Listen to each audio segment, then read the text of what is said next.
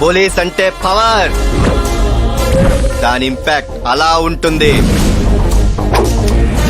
Police అంటే భయం, అది ఇలా ఉంటుంది. పోలీస్ అంటే పొగరు, అది నాలా ఉంటుంది.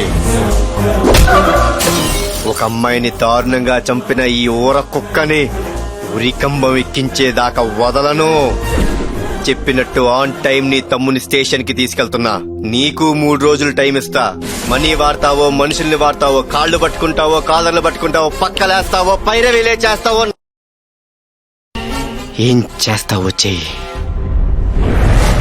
తమ్ముంటే నీ తమ్ముని స్టేషన్ నుంచి బయటకు తీసుకుని రారా.